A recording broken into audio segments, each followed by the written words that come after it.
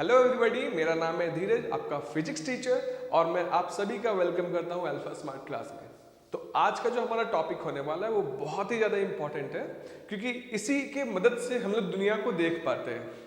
अब तक आप लोगों ने गेस कर ही लिया होगा, तो आई गेस आपको जो गेस है वो परफेक्टली करेक्ट ही होने वाला है। तो आज का हमारा जो टॉपिक है वो है लाइट।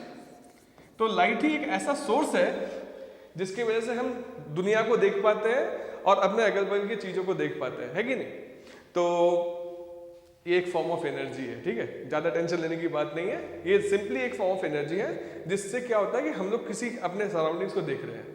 बट टॉपिक स्टार्ट करने से पहले एक क्वेश्चन है मेरे मन में, और हम लोग ये बचपन से सोचते रहते थे कि अरे भाई, अगर हम लोग को इनविजिबल होने का पावर मिल जाए तो सबसे पहले क्या करेंगे। मैं तो सोचता था मस्त घर के बाजू में बैंक है, जाऊंगा पैसे ऐसे लेकर के आ जाऊंगा। तो क्या आप लोगों ने भी ऐसा सोचा है? तो आप अपना जो आंसर्स है, जो आइडियाज है, प्लीज कमेंट कर दीजिए, मैं चेक करूंगा और देखते हैं कि हमारे थॉट्स कितने मिलते हैं। At the end of the class मैं बताऊंगा भी कि अगर आप इनविजिबल होते तो आप क्या क्या कर सकते हो या फिर क्या होने वाला है। तो अब देरी नहीं करते, मैं क्लास को स्टार्ट करते हैं। तो आज का हमारा जो टॉपिक है लाइट। तो लाइट होता क्या है? सबसे पहला क्वेश्चन हमारे मन में ये आता है कि लाइट होता क्या है। तो लाइट जो है ये एक फॉर्म ऑफ एनर्जी है। लाइट जो क्या है, सिंपली एक फॉर्म ऑफ एनर्जी है। तो और अगर ये एक एनर्जी है तो ये करती क्या है, ये हमें किसी भी चीज को देखने में हेल्प करती है। तो light is a form of energy that causes sensation of site. ये सेंसेशन का मतलब क्यों, ये सेंसेशन वर्ड हम लोग क्यों लिख रहे हैं? क्योंकि आई जो है वो एक सेंस ऑर्गन है, इसलिए उसे सेंस करने देता है। किसका? साइट का, मीन्स व्यूज का। हमारे आजू बाजू में जो व्यूज होते हैं उसको सेंस करने में हेल्प करता है। इसे light is a form of energy that causes sensation of site. अच्छा, अगर लाइट एक एनर्जी है तो उसकी भी कुछ ना कुछ प्रॉपर्टीज होंगी, राइट? तो जो प्रॉपर्टीज है आपने बचपन से पढ़ी हुई है, मैं वापस से बता देता हूं कि लाइट का जो प्रॉपर्टी है, जो सबसे इंपॉर्टेंट वाला प्रॉपर्टी है, उसको बोलते हैं light travels in a straight line. आपने बचपन में light travels in a straight line, आपने बचपन से वो लेजर लाइट लेकर के इधर खेला होगा ना, अपने फ्रेंड के आंखों पर ऐसे मार के देखा होगा, है ना? रिसेंटली एक न्यूज भी आई थी कि कोई एक बंदा है, नया नया मस्त आईफोन खरीदा एंड वो किसी डिस्को में गया था, तो उसके आईफोन के कैमरे पर लेजर का लाइट पड़ा, कैमरा वर्क करना बंद कर दिया। तो लेजर बहुत पावरफुल एनर्जी लेजर में भी होती है। तो जब वो आंख पर जाती है तो हमारा आंख जो है उतने हायर एनर्जी को टॉलरेट नहीं कर पाता और आंख खराब होने का चांसेस होता है। यही रीजन है कि वो जो कैमरा था आईफोन का वो खराब हो गया। तो इसीलिए जब भी आप अपने लेजर लाइट से खेल भी रहे हो, चेक बस एक्सपेरिमेंट पर्पज से भी कि लाइट स्ट्रेट लाइन में जा रहा है या नहीं, चेक करने के लिए भी, तो किसी का आंखों पर मत मार दीजिएगा, वरना फिर वो पूरे लाइफ टाइम के लिए कुछ देख ही नहीं पाएगा बेचारा। तो light travels in a straight line, ये फर्स्ट प्रॉपर्टी है। और अगर ट्रेवल कर रहा है तो स्पीड जरूर होगा, राइट? तो उसको लोग बोलते हैं speed of light is denoted by the letter C. C को क्या बोलते हैं हम लोग? Speed of light. Speed of light. तो अगर स्पीड है तो कुछ तो फिक्स्ड वैल्यू होगा, राइट? वो फिक्स्ड वैल्यू है 3 इंटू 10⁸ मीटर्स पर सेकेंड। सो लाइट जो है वो 3 इंटू 10⁸ मीटर्स पर सेकेंड के स्पीड से मूव करता है इन वैक्यूम। अच्छा सर, एयर में इतने स्पीड से मूव नहीं करता है? नहीं, एयर में स्पीड स्लाइटली लेस होता है, that is around 2.93 into 10⁸ metres per second होता है। तो अप्रॉक्स हम लोग एयर में भी 3 इंटू 10⁸ मीटर्स पर सेकेंड लेते हैं। अच्छा, तो अगर let's imagine I have a question for you. मेरे पास रेड लाइट है, रेड कलर का लाइट है, मेरे पास रेड कलर का लाइट है, और हम लोगों ने स्पेस में उसे ऑन कर दिया तो लाइट ऐसे मूव कर रहा है, राइट? तो स्पेस में रेड कलर का जो लाइट है उसका स्पीड होगा 3 into 10⁸ metres per second in vacuum. Space में भी रेड कलर का स्पीड है 3 into 10⁸ metres per second vacuum में। और अगर वायोलेट कलर है तो उसका भी स्पीड होगा 3 इंटू 10⁸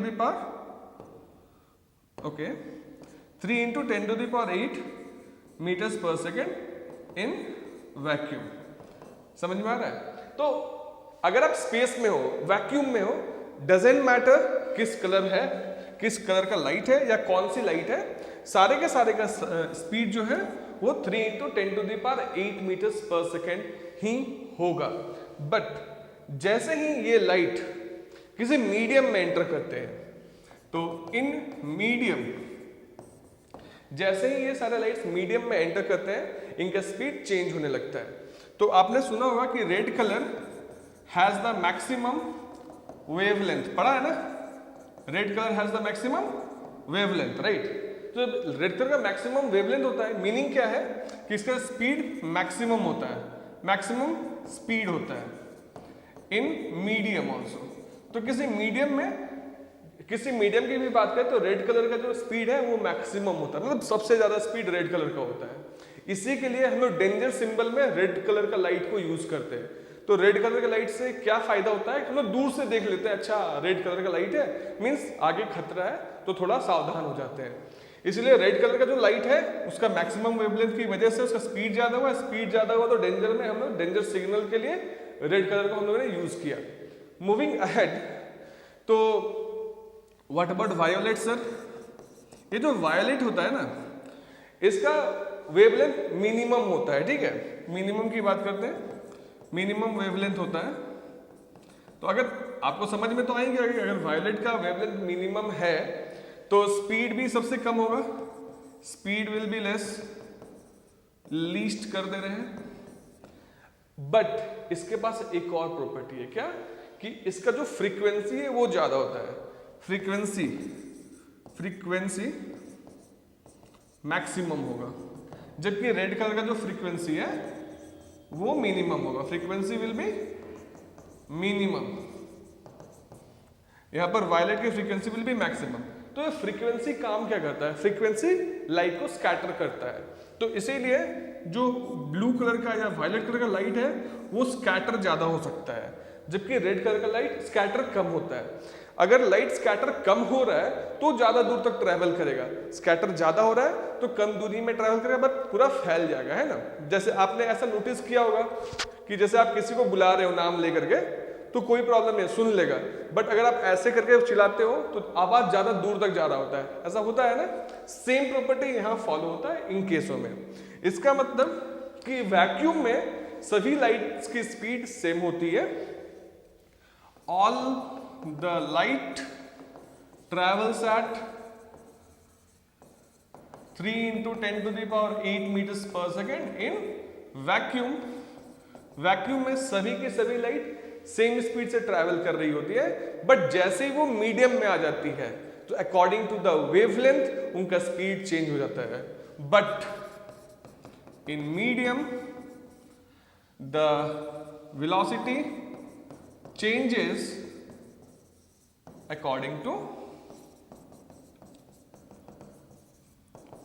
वेवलेंथ, ठीक है, ये कॉन्सेप्चुअल बात है। तो सर लाइट का एक प्रॉपर्टी हम लोगों ने पढ़ा, राइट, कि light always travels in a straight line. No doubt light straight line में ट्रैवल कर रही है, बट क्या मैं लाइट को बेंड कर सकता हूं या क्या आप लाइट को बेंड कर सकते हो, ये क्वेश्चन आता है। तो ऑब्वियसली हमारे पास बहुत सारे मेथड्स है बेंड करने के। पहला तो हम लोगों ने मीडियम को चेंज कर दिया, लाइट बेंड कर जाएगा। हम लोगों ने प्रिज्म लगा दिया, लाइट बेंड कर जाएगा। और अगर हमने मिरर लगा दिया तो लाइट तो बाउंस बैक ही कर जाता है, तो बाय डिफॉल्ट वो बेंड कर रहा है। तो मेथड्स हैं, बट नेचुरली ऐसा नहीं होता है, तो इसके लिए हमें कंडीशंस लगाने पड़ते हैं। तो ये हमारा जो लाइट का था बेसिक्स था, ये कंप्लीट हुआ। लाइट के 3 प्रॉपर्टी होते हैं। पहला होता है रिफ्लेक्शन, जो हमें आज के क्लास में पढ़ाई करनी है। सेकंड होता है रिफ्रैक्शन, जो हमें नेक्स्ट क्लास में पढ़ाई करनी है। और जो थर्ड है वो है डाइफ्रैक्शन, जो क्लास 12th में पढ़ाई करनी है। तो मैं आज का टॉपिक जो रिफ्लेक्शन है उधर से ही स्टार्ट कर रहा हूं और वहीं से सब कुछ समझाते हुए आगे बढ़ूंगा। तो आज का जो टॉपिक है वो है रिफ्लेक्शन, सबसे इंपॉर्टेंट टॉपिक। और यहां से आज हम लोगों का क्लास स्टार्ट होता है ग्रेड 10th CBSE का।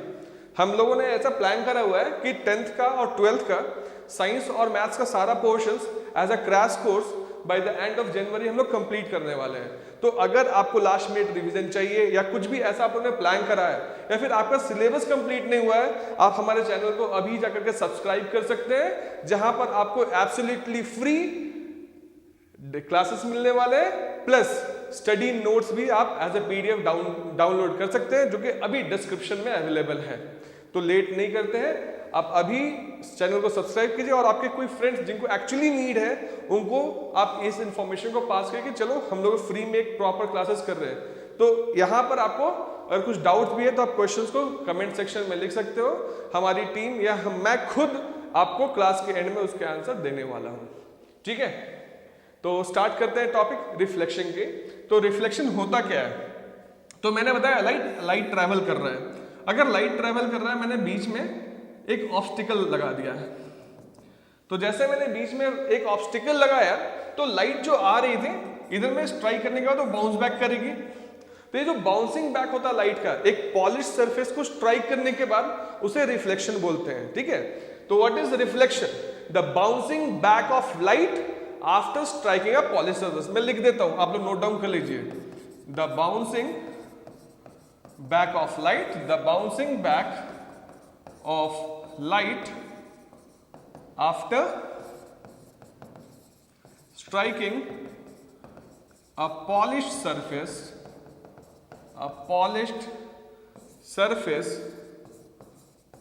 is called reflection. It's called reflection.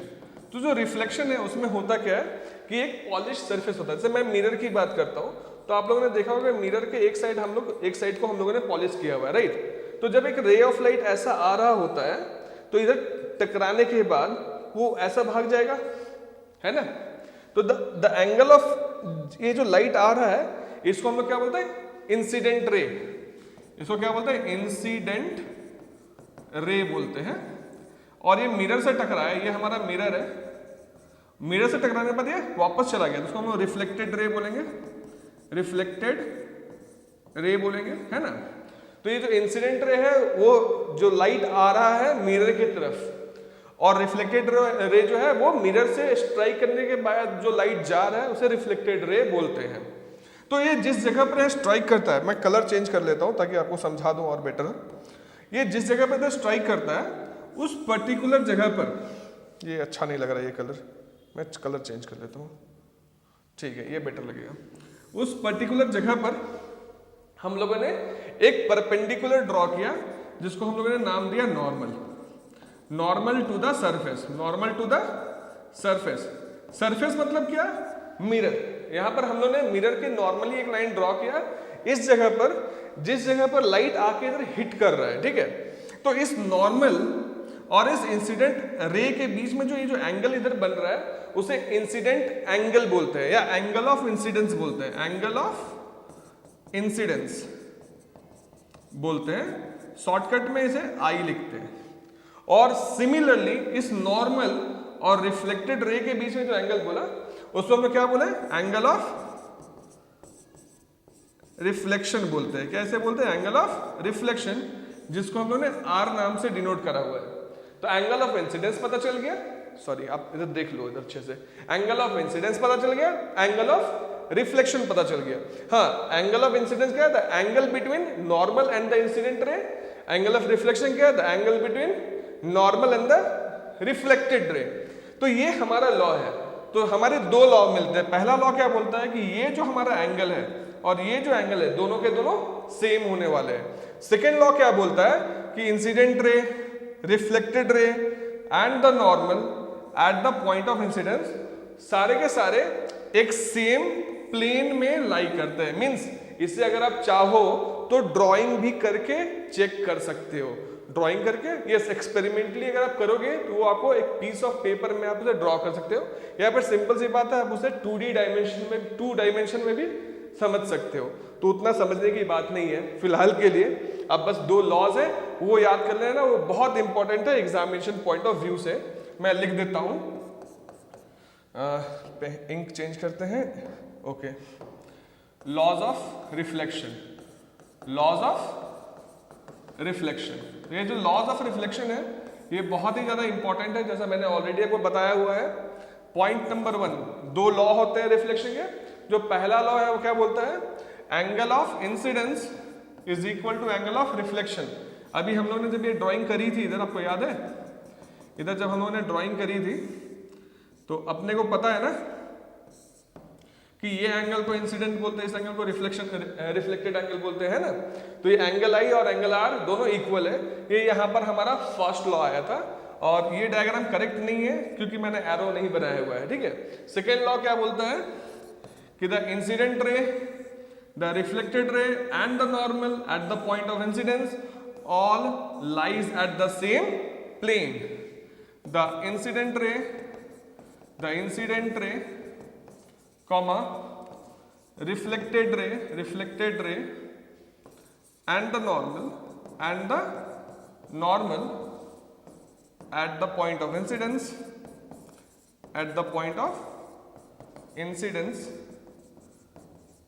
lies at a same plane। ये दो लॉज हैं जो बहुत ही ज्यादा इंपॉर्टेंट है एग्जामिनेशन पॉइंट ऑफ व्यू से।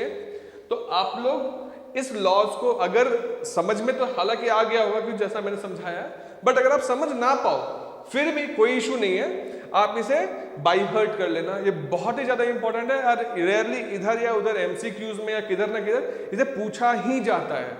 तो आई होप आप इसे डेफिनेटली याद कर लोगे। पहला लॉ क्या बोला, angle of incidence is equal to angle of reflection, while दूसरा लॉ क्या बोला, the incident ray, the reflected ray and the normal, ये सारे के सारे एक प्लेन में लाई करते हैं, ठीक है। ठीक है, तो अब हम मूव करते हैं नेक्स्ट टॉपिक की तरफ, जहां पर हम लोग आज डिस्कशन करेंगे कुछ बेसिक वर्ड्स का।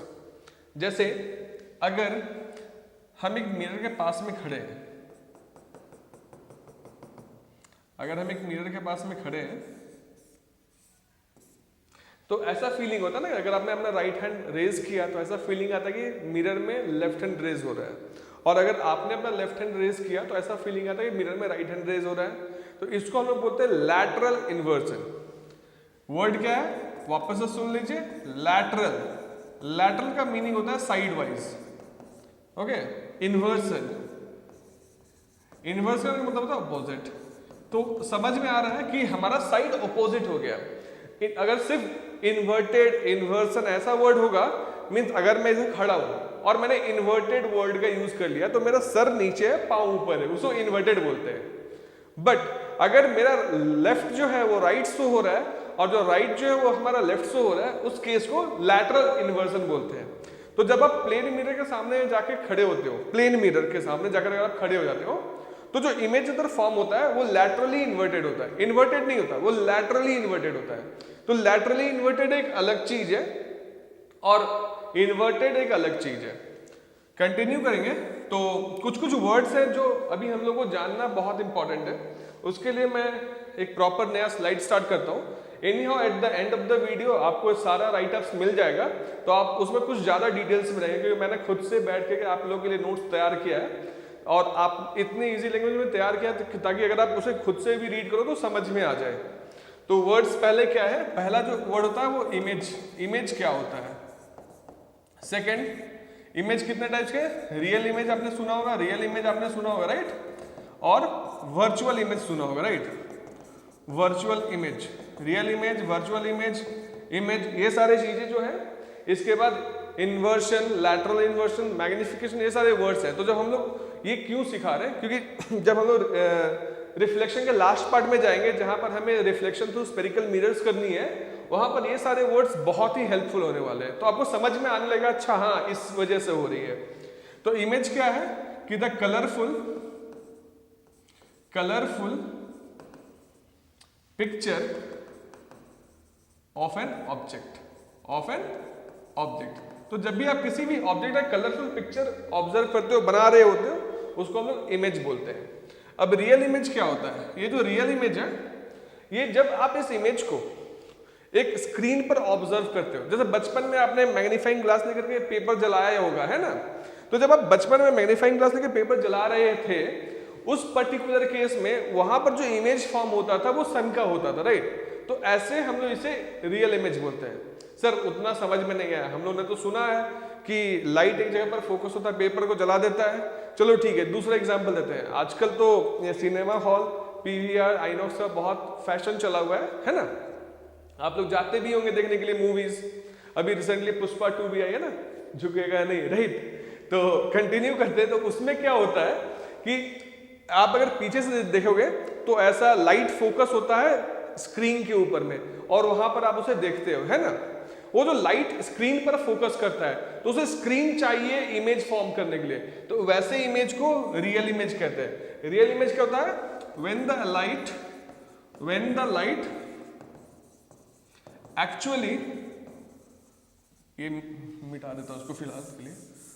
When the light actually meets at a point, तो इस केस में जो इमेज फॉर्म होगा वो रियल इमेज होगा। और रियल इमेज को हमेशा इट नीड्स और requires a screen for image to be produced. अगर इमेज हमें देखना है तो स्क्रीन लगाना जरूरी है। अगर इमेज देखना है तो स्क्रीन लगाना ही पड़ेगा, वरना इमेज अपने को नहीं दिखने वाला है। जबकि अगर मैं वर्चुअल इमेज की बात करूं,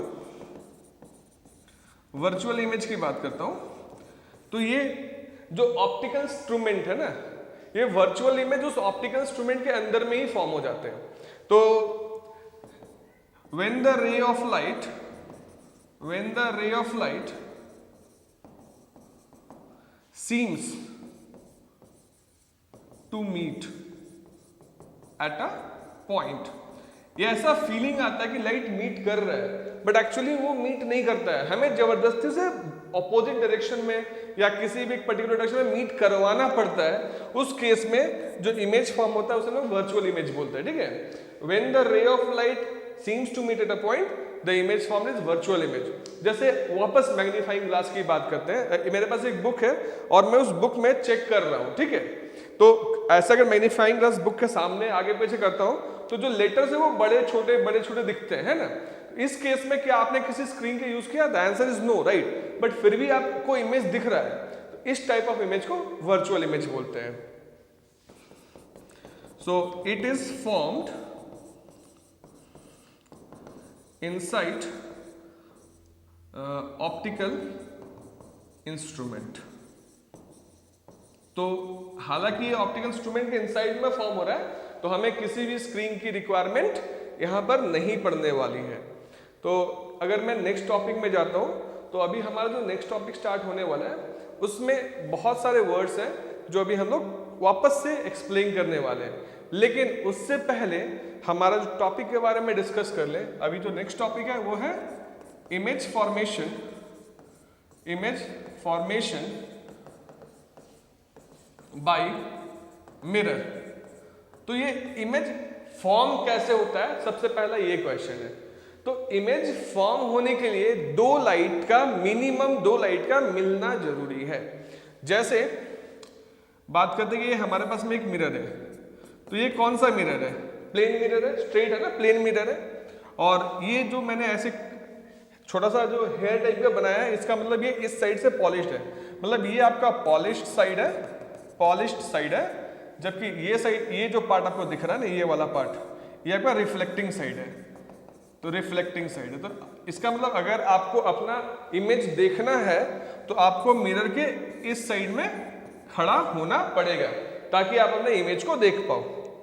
क्लियर है?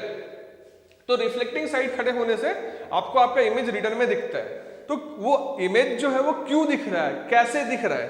तो लेट्स इमेजिन आप इधर खड़े हो, यहाँ पर एक बॉल पड़ी हुई है, इस बॉल का इमेज आपको देखना है। तो बॉल का अगर इमेज आपको देखना है, अच्छा बॉल इधर ही थी ना, सॉरी बॉल मूव नहीं कर रहा है। तो इसका लाइट जो है वो ऐसा कैसे रिफ्लेक्ट होकर आपके आईज में उसका इमेज फॉर्म होगा। और ऐसे देखिए, यहाँ से दो लाइट जो है आपस में मीट कर रही है और उसका जो इमेज है आपके आईज के अंदर में फॉर्म हो रहा है। तो जब तक दो लाइट आकर एक दूसरे को इंटरसेक्ट ना करे, इमेज फॉर्मेशन नहीं होता है। तो मिनिमम दो लाइट इंटरसेक्ट होने चाहिए इमेज फॉर्मेशन के लिए। इसी के साथ हमारा नेक्स्ट टॉपिक अभी स्टार्ट होने जा रहा है, रिफ्लेक्शन थ्रू स्पेरिकल मिरर्स। तो इस टॉपिक के लिए आप स्टे ट्यून्ड रहिए हमारे चैनल से, जो कि बहुत ही रिसेंटली नेक्स्ट कमिंग वीडियो में एंटायर स्पेरिकल मिरर्स का description from starting to end, users and all, ये हम लोग एक्सप्लेन करके पूरे के पूरे रिफ्लेक्शन पार्ट को कंप्लीट करेंगे। Until then bye bye and take care.